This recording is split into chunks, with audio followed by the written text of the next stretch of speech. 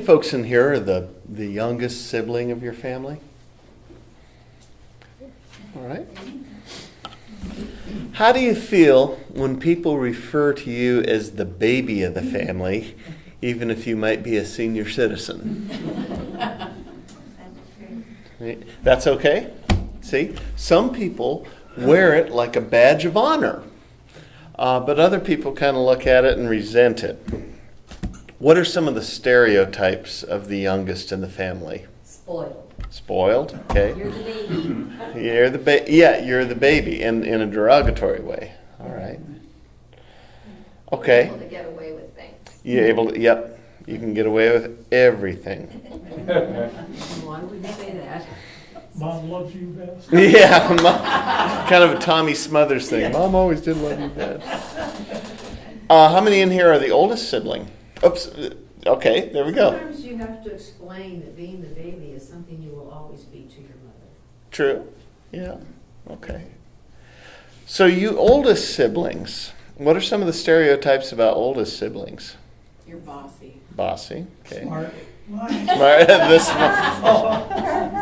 You're not my mother. The teachers know you and they expect who's ever behind you to be the same. There you go. Yeah. Expectations to live up to that person. All right. Well, you know what they say about stereotypes? There's always a little truth woven into the stereotype. The only thing I know is it's hard to get along with siblings sometimes, isn't it? Our text from Genesis this week is about some interesting dynamics in a family of 12 brothers. Now imagine that, 12 brothers. That's a lot. 12 boys is a lot. Now speaking from somebody who has 3 boys, that can be interesting and it's fun. Believe me, it's fun having 3 boys, but it can get a little hairy there. 12, that's just craziness. And the boys all shared the same father, Jacob, otherwise known as Israel. And Jacob didn't do all the work by himself. He actually had 2 wives. There was Leah and Rachel. And I know it sounds a little Latter-day Saints and everything, but he had a covenant to fulfill. Okay, He was the grandson of Abraham. So he had a lot of work to do in order for his descendants to be as numerous as the stars in the sky, which of course was the promise that God made with Abraham in the Abrahamic covenant. So the descendants of Israel was as follows in birth order. There was Reuben, Simeon, Levi, Judah, Dan, Naphtali, Gad, Asher, Issachar, Zebulun, Joseph, and Benjamin. I know this because I got a Rice Krispie treat for memorizing this. Those are the 12. And some of the men. I always thought about naming one of my sons Issachar, but Mary objected. This is the story of one of those brothers. It is about Joseph the dreamer. Joseph wasn't exactly the baby of the family, but he was the second to the youngest. And when you're dealing with 12 brothers, that's still pretty low on the totem pole, isn't it? More often than not, if you're that far down in the ranks of siblinghood, you don't have a whole lot of right to be heard amongst the brothers. And it was bad enough that Joseph was the first half-brother of the bunch. 10 of Jacob's sons were born of Leah, and Jacob and Benjamin were born of Rachel, the other wife. Now Joseph was his father's favorite too. As Rich read, Genesis 37:3 says, "Now Israel loved Joseph more than all his children, because he was the son of his old age. And he made him a coat of many colors." So there was plenty of resentment for little Joe to begin with. But then he started having these freaky symbolic dreams that suggested that all of his brothers one day would bow down to him. Now you'd think that being the youngest half-brother of the lot, the one born of the other woman, would give him reason to keep those dreams to himself. But no, he's got to share he felt compelled to share these dreams with his older brothers. And even his father Jacob was like, little Joe, you might not want to be sharing those dreams with your brothers. Might not be a very good idea. Keep them to yourself. Did Joseph listen? Nope. Of course not. He kept on sharing those dreams. And meanwhile, his brother's jealousy that was already there just started escalating. It started turning into hostility. And the author of the account wrote, they hated him even more. Now let's take an honesty break here for a moment, okay? We've all felt some level of envy or jealousy towards a sibling, right? Right. Maybe? Okay. Even if that sibling is the one that makes bad choices and messes things up, we may have thought something like, oh, she gets away with everything. I wish I got away with something like that. I'd get grounded till I was 60 if I did something like that. So if we wanted to crank up the honesty meter even a little more, some of us might even admit to saying, I hate you, to a sibling at some point in life. Now, mind you, it may have been when you were 4 years old and somebody took the last cookie or something like that, and eventually you made up.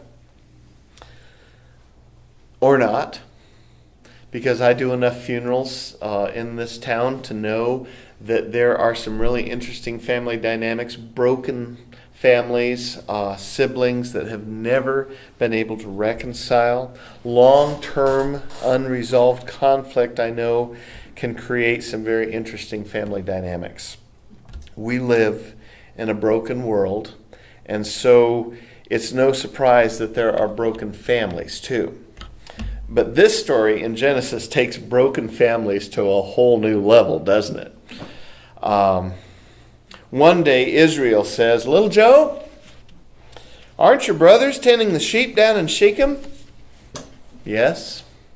Well, go on down there and see how they're doing and then come back and give me a report. You know, not many people pick up on this. But why is it that all the brothers were down there, but Joseph wasn't? Because he was the favorite, exactly, you know.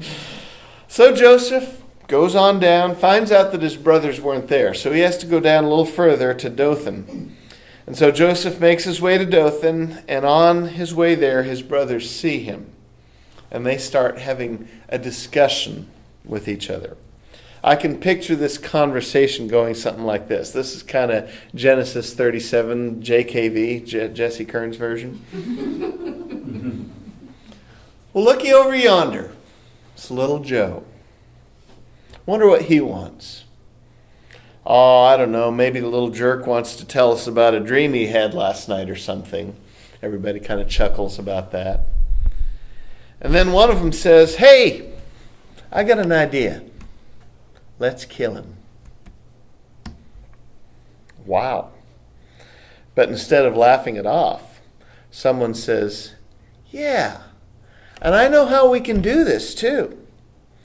Let's throw little John Lennon Jr. down into a pit and see what kind of dreams he has down there when the wild animals are chewing on his corpse. That's when things got real. That's when it became more than little Joe's such a daddy's boy. And it turned into, you know, our lives and the lives of every other person on this planet will be better off without him. So they went to carry out their plan. But who came to his defense? The oldest boy, exactly. The responsible one. That's the other stereotype that you didn't tell me. The responsible one, the oldest boy, Reuben. He said, okay, we'll throw him down into the pit, but let's not kill him. Fine, whatever. And then after they carried out that part of the plan, Judah, one of the middle children, saw an opportunity coming down the road in the form of some Ishmaelite traders. And he said, we could get rid of him and make some money too. We don't have to kill him. That seems, wrong. He is our brother after all. So why don't we sell him to these traders and make a few dollars? There won't be any blood on our hands and he'll be out of our lives. And the other guys agreed, and the Ishmaelites bought him for 20 pieces of silver and took him to Egypt. Okay, let's stop just for a minute before we travel into the traditional moral of this story. Because a lot of people will take this passage and they'll focus on poor little Joe. Poor little Joe was just sharing what God showed him in these visions. Poor little Joe was getting dragged down by his brother's envy and jealousy. Okay, I get that. But honestly, I just want you for a minute to put yourself in the shoes of those brothers. Just for a little bit. You have been told your entire life that you are a part of a family that will together be the foundation of a nation that will outnumber the stars in the heavens. And together the children and children's children of the great patriarch Abraham and his son Isaac will fulfill God's plans to bring forth Yahweh's justice into the world. You're not a royal family by any means. You've still got sheep to tend. You've still got chores to do. But still, you are destined for greatness. All of you. And then along comes a little upstart kid, born of a different mother, who Dad thinks is so special. Little Joe is so special that Dad makes him a special coat. And this coat is a fancy coat too. It's expensive to make. It's not just one color, it is many colors. And it's long too. Keeps him nice and toasty on cold nights. Not that he's out in the fields on cold nights, because it seems like whenever there's work to be done, he's back home with Dad. Seems like when we're out here sleeping on this cold ground, he's in a warm bed having dreams about how we're going to bow down and worship him. Can you understand how the seeds of resentment might sprout in those 11 brothers? Because you're doing the right thing. You are doing what's expected of you. You are working hard and you are playing by the rules. You are honoring your family's values. But instead of being rewarded for your hard work, you get to watch somebody else enjoy the payoff. This happens all the time, doesn't it? And not just in families. It happens in the workplace too, doesn't it? How often have we been in places where we feel bitter and angry about someone else's success? We think, you know what? I've worked hard and played by the rules too. I have followed the right path, put in extra time and effort, made my sacrifices, and worked just as hard as the next guy. Heck, maybe even harder. And what do I get for it? Even though we may never actually take steps to bring somebody down, we might think, I hope that person takes a hit or two in life just to get a dose of reality. We think we deserve to be the beneficiary of blessings. Because after all, traditional wisdom says if you do good things are going to happen to you in return. You make smart choices, you follow your parents' rules, you make sacrifices, things should be smooth sailing, right? But that's not always the case. Because sometimes we get dumped on no matter what. And then we play head games with ourselves. Then we start using the F word. It's not fair. You all thought I was thinking of another F word, didn't you? We may not be tempted to do anything actively to bring somebody down, but we may be tempted to wish bad juju on someone or even act passively to knock somebody down a few notches. The reality is we don't live in a fair world. Yes, we live in a cause and effect world where more often than not, good results come from good choices and doing good things. But there are plenty of times when stuff just happens for no good reason at all. We may even see cases where someone who does bad things reaps material benefits. And that really stinks. The trick is doing the right thing not because of the blessings, but because it's the right thing to do no matter what. Which goes back to the traditional moral of this story, the one that focuses on Joseph.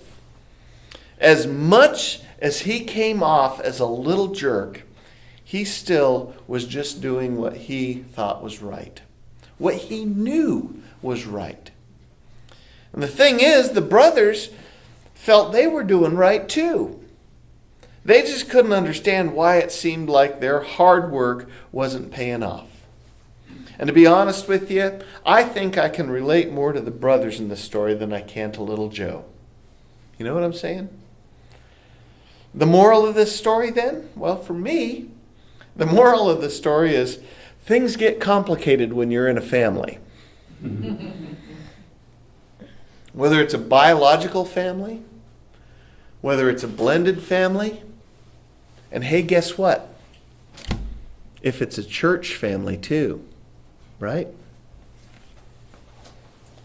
Things are complicated.